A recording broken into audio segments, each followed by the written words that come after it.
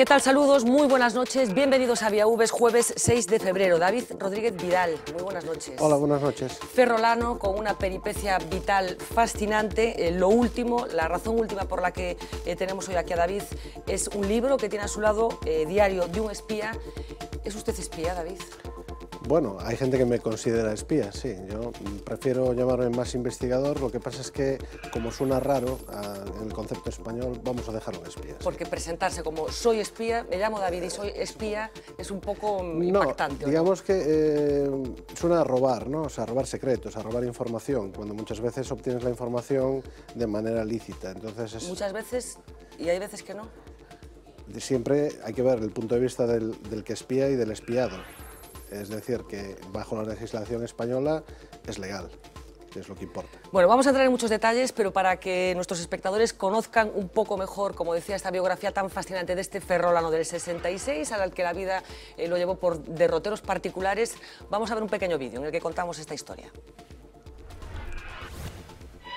Si pensamos en un espía, seguro que nos viene a la mente él.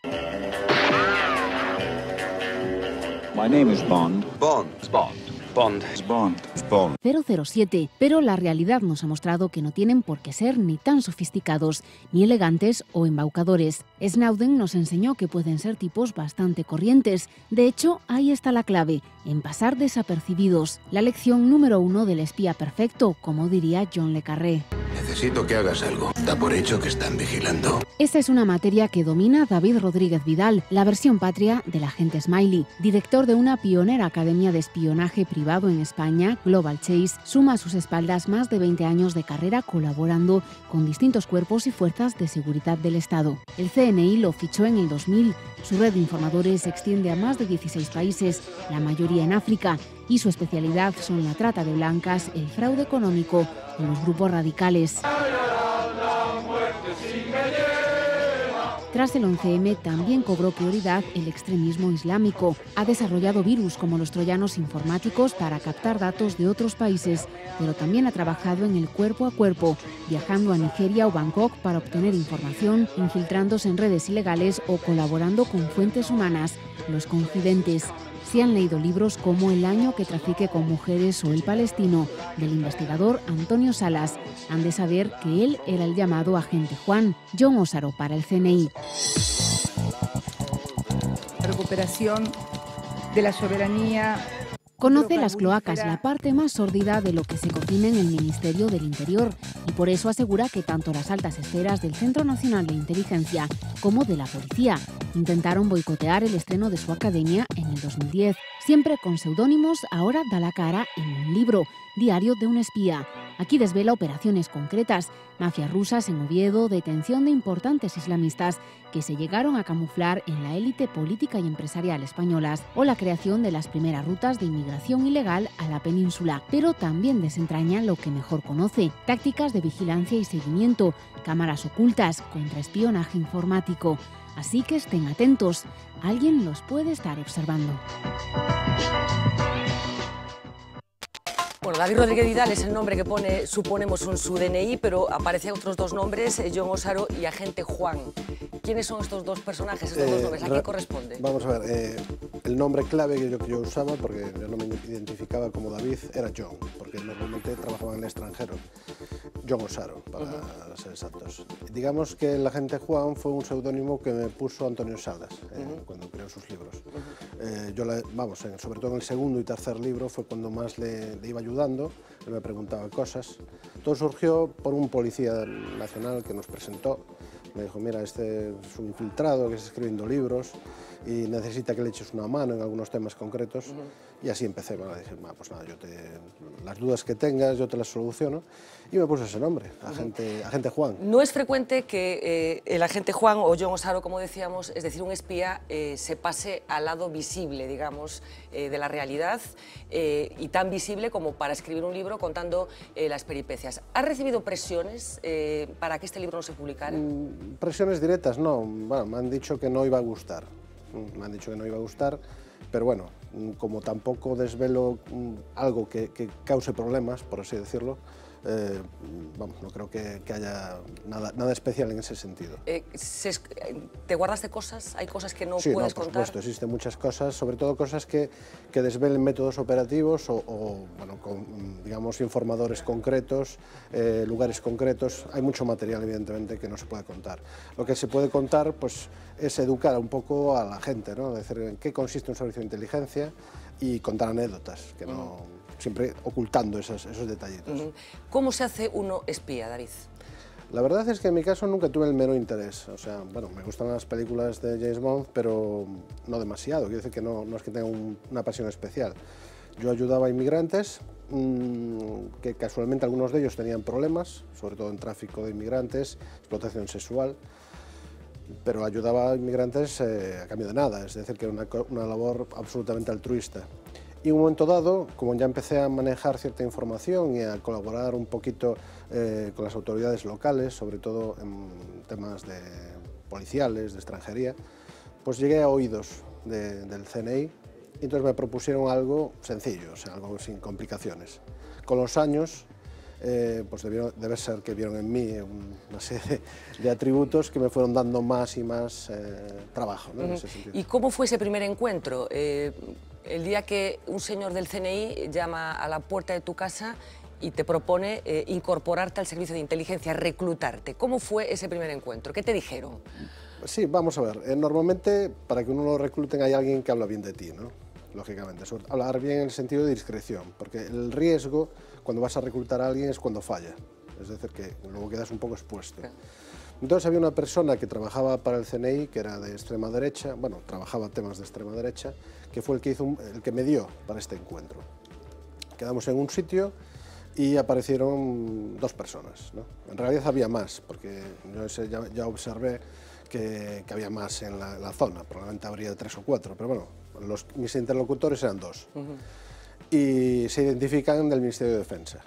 Dicen, somos del Ministerio de Defensa y, bueno, si nos das información, te damos dinero. O sea, así de sencillo. Así de sencillo. ¿Y qué les interesaba exactamente en esa primera fase, digamos? En la primera fase era muy sencillo. O sea, la primera fase era exclusivamente temas locales y de lo que yo sabía, es decir, de traficantes, de pequeños trabajos que me iban a encargar y cosas así, o sea, nada demasiado complejo. O sea, la cosa se va sofisticando y como sí. Contábamos en ese vídeo, bueno, pues llegas a tener misiones importantes que incluso te llevan a trabajar en diferentes países, especialmente en el norte de África, sí. Pero no solamente en el norte de África, también en muchos países europeos. En el caso de África, ¿qué hacías allí? ¿Cuál era tu trabajo? Uy, existían muchos, hombre, el 90% por volumen, no por importancia, eran temas relativos de alguna manera al tráfico de inmigrantes, porque eso había mucho volumen.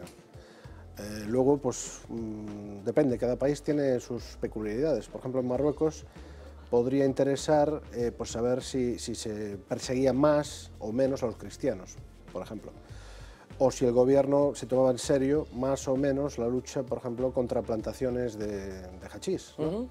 Es decir, que a veces esto es lo que se llama información estratégica, es decir, que no es que hables en concreto de alguien.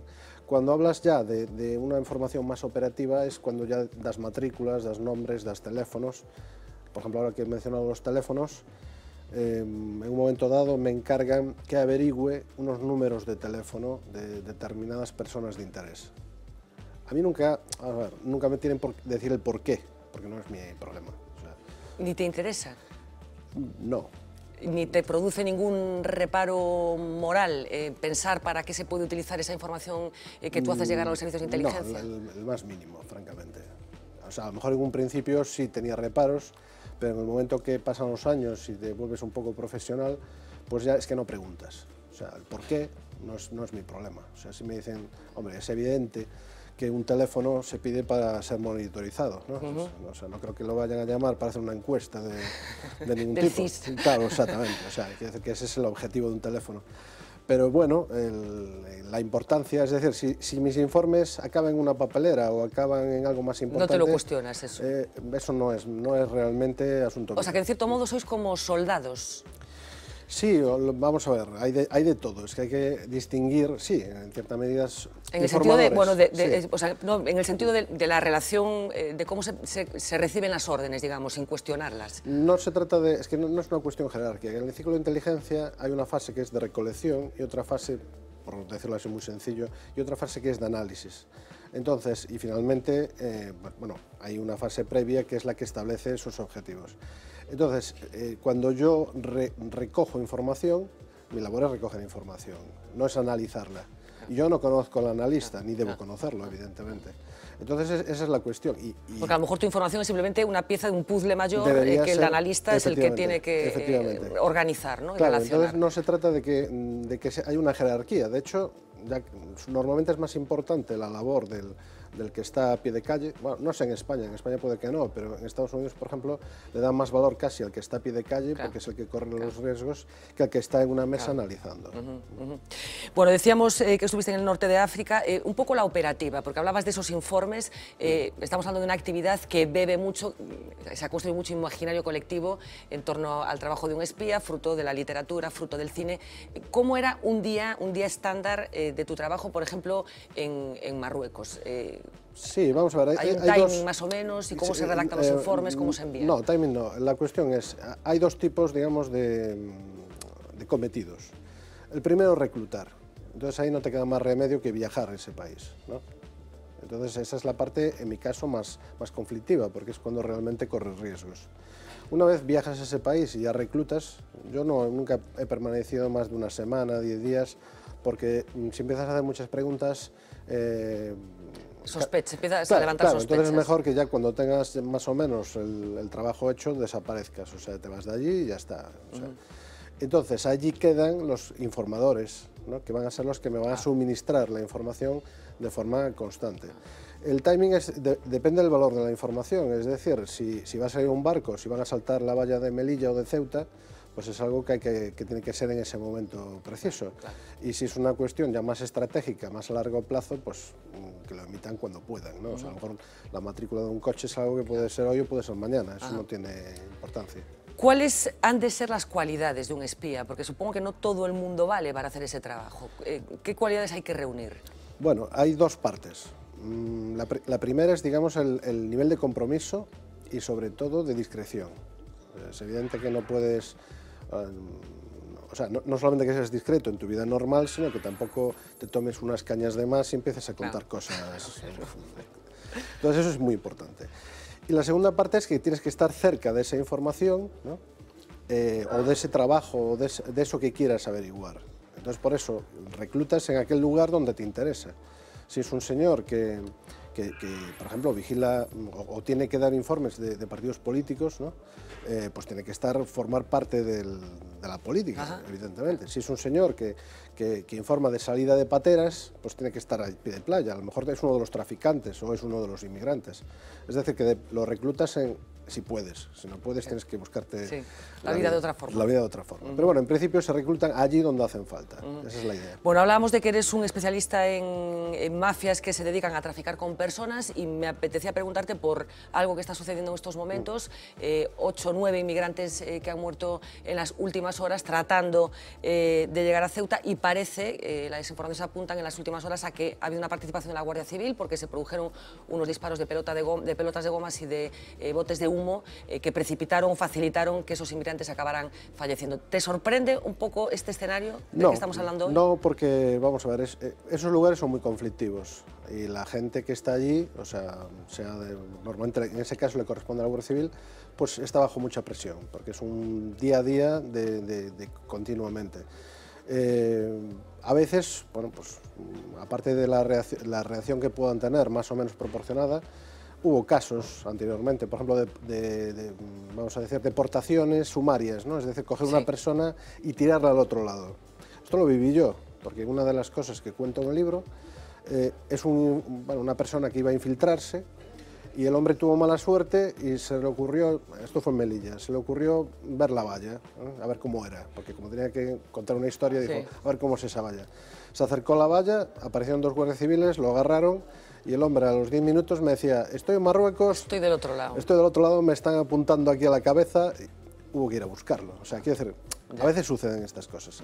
¿Qué pasa? Que es conflictivo porque es que hay mucha presión, o sea, tampoco podemos...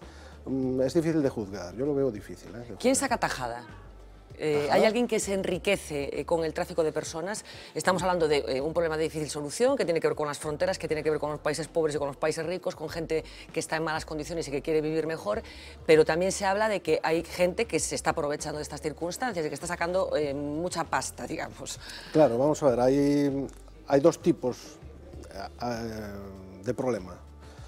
Unos, o sea, están los traficantes que evidentemente cobran, o sea, que cobran. Pero los asaltos, por ejemplo, a Ceuta y a Melilla, no son parte de los traficantes. O sea, los traficantes no están detrás, por mucho que se nos quiera hacer ver, esos son desesperados. Es decir, que ahí no se puede hablar de que hay una persona que realmente se beneficie. ¿Por qué? Porque el traficante tiene otros métodos. Lo oculta en un vehículo, organiza una patera, en fin, ese sí cobra 2.000 euros, 3.000 euros, en fin, ese gana mucho dinero. Pero esto no es parte de un traficante. Esto es la gente. Esto es una reacción espontánea de gente que a la desesperada trata de pasarse al otro lado. Es cierto que existen líderes, o sea, quiero decir que allí en los montes vecinos hay líderes de inmigrantes que se organizan, eso es cierto, pero no... Las grandes mafias tienen otras formas de comportarse. Exactamente, no hay una compensación económica. David, ¿cuál es el encargo más desagradable que has aceptado? La verdad es que como encargo yo no podría decirte cuál es el más desagradable. Sí podría decirte que algunos son más difíciles que otros de ejecutar y sobre todo cuando existe un componente humano detrás del encargo, porque mi función es obtener la información. ¿Qué pasa? Que cuando tienes que escuchar una historia, a lo mejor con una pérdida de vidas humanas, ¿no? Pues que aparecen montones de cadáveres, o una madre que perdió a su hijo, en fin, algo muy dramático, y tienes que abstraerte, es decir, que eso realmente no te interesa. Lo que te interesa, tú lo que tienes que preguntar en ese momento, lo que tienes que obtener es, por ejemplo, quién fue el que lo organizó o quién es el causante de todo esto, y de alguna manera tienes que escuchar historias, ¿no? Y eso afecta, Entonces, pero como encargo, no tenía problemas en ese sentido. Bueno, parece que estamos en la edad de oro del espionaje, me decías que es un poco cómo resumes tú los tiempos en los que estamos viviendo, supongo como consecuencia de las tecnologías. Tú eres informático también, especialista en este tipo de asuntos, supongo que hoy es más fácil espiar que nunca. Es muchísimo más fácil, o sea, más fácil no, muchísimo más fácil. En estos momentos el problema es el exceso de información. Es organizar esa información, ¿no? Claro, es decir, es muy fácil espiar. La gente se le convence de que instale una aplicación en el móvil y eso ya está. No hace falta entrar en las casas para poner micrófonos, así de sencillo. Y los sistemas automatizados, sean satélites, sean antenas, recogen no miles, sino millones de datos. Porque, por ejemplo, el director del CNI dijo que se pinchaban al año del orden de 1000 teléfonos, ¿no? Más o menos. Sí. Bien, estos 1000 teléfonos son autorizaciones judiciales dentro de España. Esto no quiere decir que en el norte de África o en Afganistán o en Mali haya antenas o haya satélites que recojan millones de datos sin control judicial, evidentemente, porque ahí tienen todo barra libre por completo. Entonces, el problema es cribar. Es filtrar esa información, encontrar aquello que realmente interesa.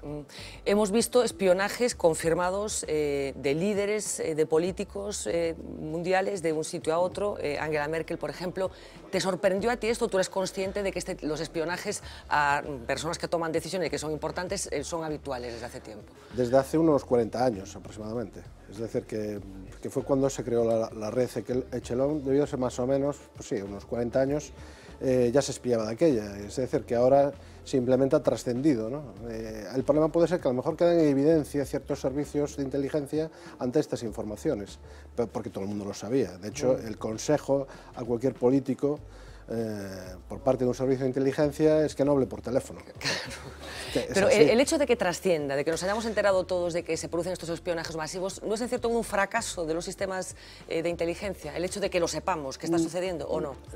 Yo creo que no. Yo creo que lo que pasa es que muchas veces, precisamente la tecnología indica que tienes que acceder a la información desde muchos puntos y es muy fácil que haya una filtración. Es decir, una persona como Snowden, que no era nadie realmente, era un técnico informático que tenía que mantener unos ordenadores, no era un analista de inteligencia ni nada parecido, pues simplemente, como la red es muy grande, pues siempre puedes tener eso, una persona que filtra y que esto trasciende. Pero que trasciende vamos, es que es inaudito que los espías espíen. Va en su ADN. Es que esa es la lógica. Claro, o sea, un servicio de espionaje que no espíe, es que no le veo la utilidad, francamente, no le veo ninguna utilidad. Hablabas de Snowden. ¿Qué te parece a ti la figura de este chico, de este chaval, que es un crío? Bueno, yo creo que, supongo que tendrá un gran componente de idealismo. A mí me parece entretenido lo que ha hecho, porque nos permite hablar sobre el tema. A veces no podemos y esto nos permite sacar cosas, decir cómo funciona el espionaje americano, cómo funciona la NSA y todo esto.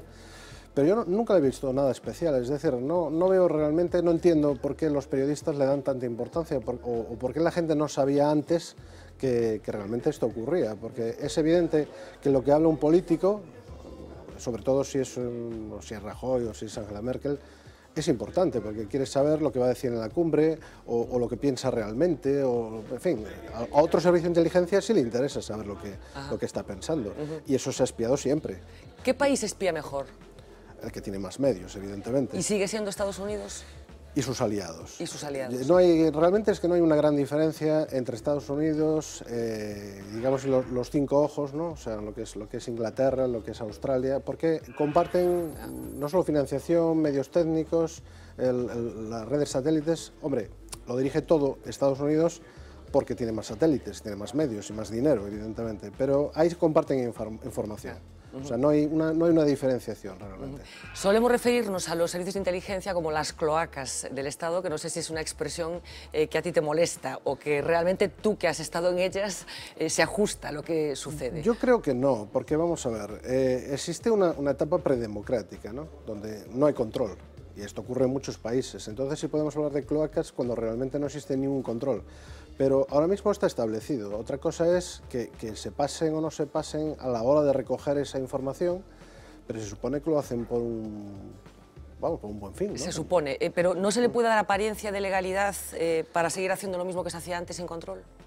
Es difícil, porque al fin y al cabo queda registrado. Es decir, si has utilizado un maletín para un determinado pinchazo que no estabas autorizado, o si has extraído una información, se supone que queda registrado en un sitio. Entonces siempre se puede volver atrás y ver si se ha sobrepasado. Eso es lo que ocurrió en Estados Unidos, ¿no? Dicen, a ver, ¿nos hemos sobrepasado en la captura de información o no?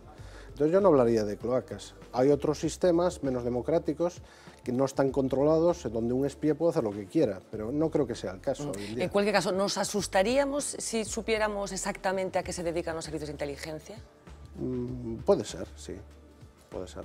¿Por qué, por ejemplo? Por el desconocimiento que existe. Es decir, la gente no sabe muy bien cómo funcionan. Entonces, a lo mejor piensan, tienen otra idea. Yo me doy cuenta porque la gente piensa, por las preguntas que hacen, ¿no?, que se dedican a luchar contra el crimen, cuando no es cierto. Yo qué sé, que tienen confidentes, cuando no es cierto, no existen. No sé, o sea, quiero decir que los conceptos son muy erróneos. Entonces, imagino que la gente, en un principio, se sorprendería, por lo menos se sorprendería. Si se asusta o no, ya depende de cada uno.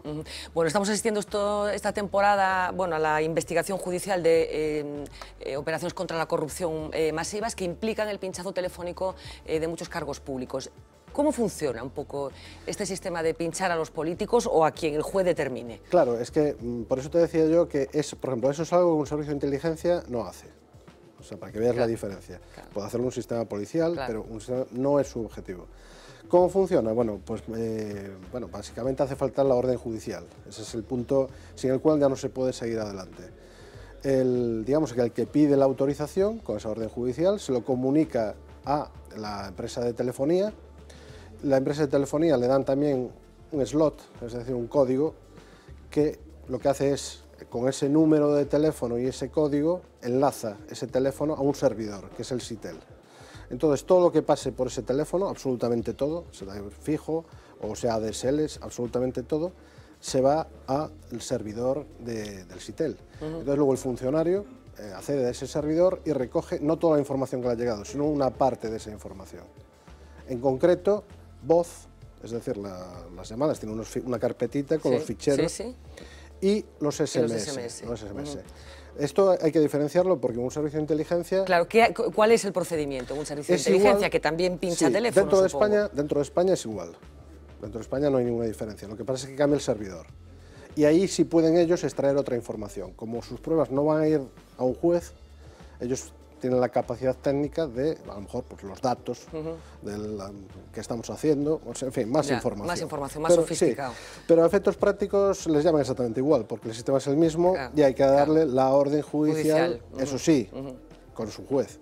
No hay que olvidar que el Servicio de Inteligencia tiene su juez. Un juez particular que es el que autoriza claro. para que sea todo más fácil y más rápido, ¿no? Exactamente.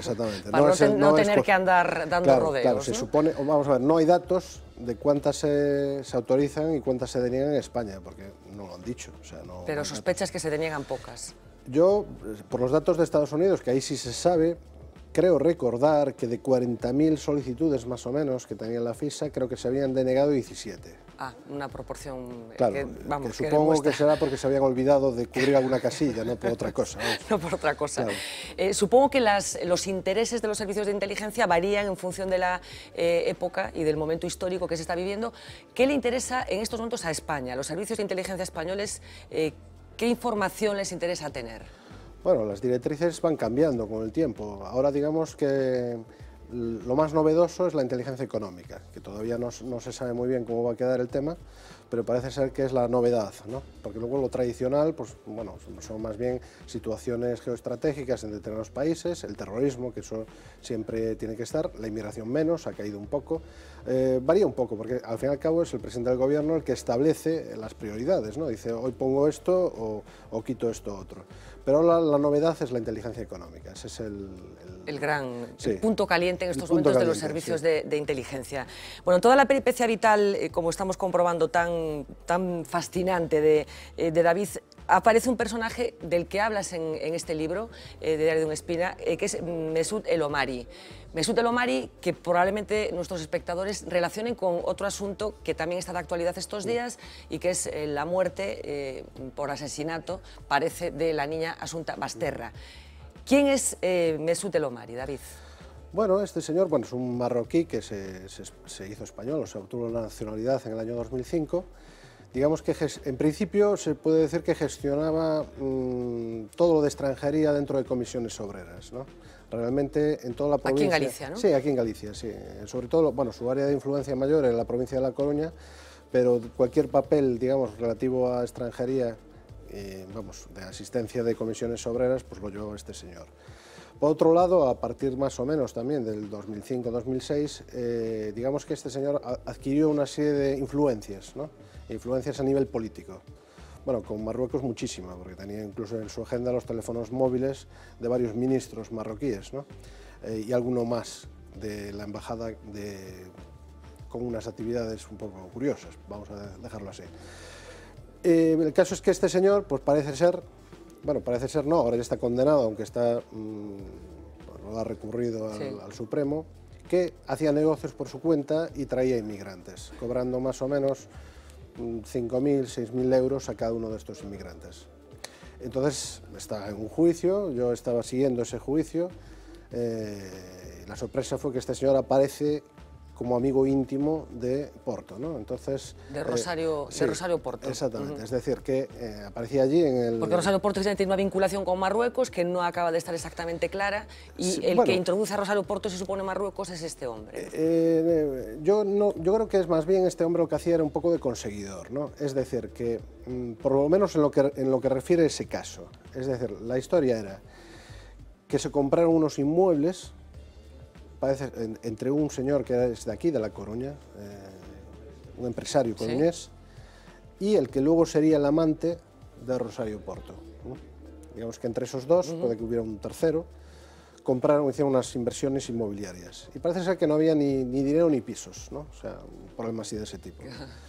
Entonces, parece ser que el papel de Rosario Porto era que iba a solucionarlo. Y recurrió a El Omari como, bueno, sus influencias, ese conseguidor... Para deshacer esos problemas con los que se fueron encontrando. En fin, increíble, una historia alucinante. Por cierto, ¿qué película refleja mejor, hablábamos de un clásico 007, pero la literatura y el cine de espías bueno, ha crecido exponencialmente con series, por ejemplo, una de las últimas, Homeland, que no sé si has seguido. ¿Qué película o qué serie refleja mejor vuestro trabajo, David? Bueno, el mío por lo menos yo diría una serie que yo no sé si aquí se estrenó o no, que se llama Rubicon. No sé si se va a estrenar en España. No la conozco. pero que es un poco de cómo funciona el mundo de la inteligencia, creo que es el más serio, el más apropiado. La de Homeland también, pero bueno, siempre ya es más estilo americano, ¿no? O sea, ya le dan un poquito de... Porque eso de los agentes dobles existe también. Sí, o sea, hay espías que trabajan para los dos ganan lados, mucho ¿no? más, sí, eso está bien porque cobran de dos lados. El problema es cuando te pillan, porque quedas mal con los bueno, dos. cuando te pillan siempre es complicado, ¿eh? O sea, siempre es un Mejor que no te complicado, pillen. aunque no seas agente doble. Quiero decir que cuando te pillan haciendo una actividad que no es...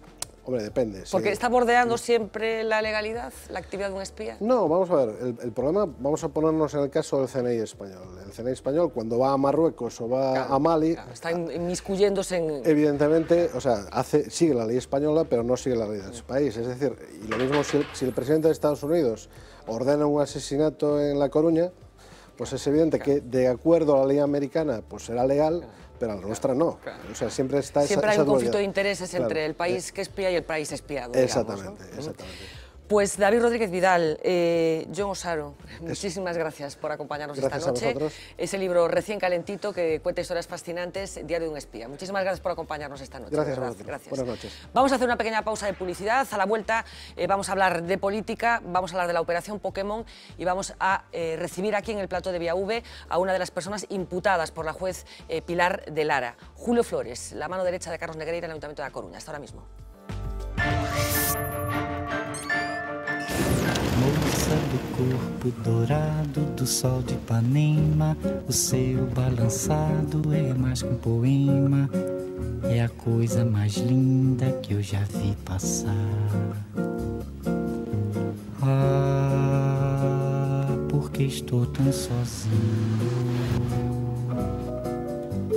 Ah, porque tudo é tão triste.